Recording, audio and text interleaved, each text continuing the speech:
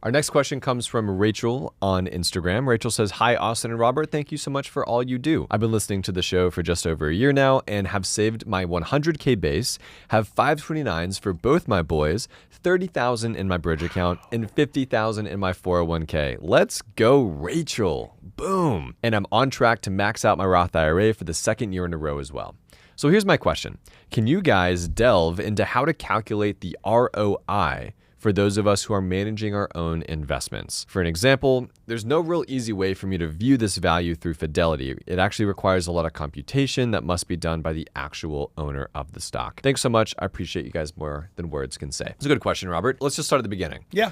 Okay, so let's say, for example, you go out and you've got $1,000 and you want to buy 10 shares of some stock at $100 a share. So your investment is that $1,000. So ROI stands for return on investment. So we know what our investment is, right? The $1,000. And now let's say those $100 per share stocks that we have 10 of go up to $150. So now it's been 6 months, 12 months, 18 months. They go up by 50% from $100 to $150. And so now our 1,000 is 1,500. Well, if we invested 1,000 and now it is 1,500, that return on that original $1,000 investment has been $500. Therefore, our ROI is 50%.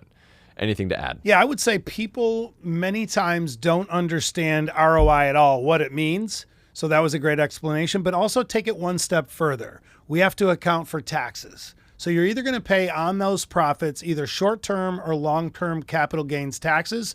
So that is another way to determine and help you understand what is your net profit, the net ROI at the time of sale when you exit that position. And the other consideration for this would be is when your dollar costs averaging into these positions, you're going to have a different price for every purchase. So you have to take that into consideration overall, because in your brokerage account, you should be able to figure it out. It'll show you what you bought each one at.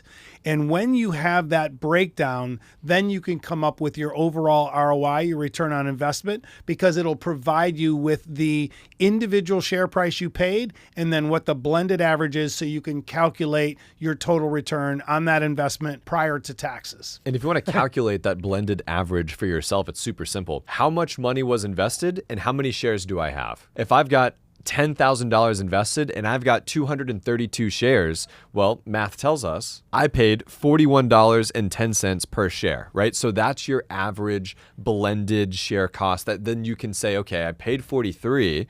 Now it's worth 57. What is my ROI? Yep. And how can I now begin to compute taxes and things of that nature as well whenever you're trying to figure that out? So Rachel, great question. Thank you so much for listening to the show.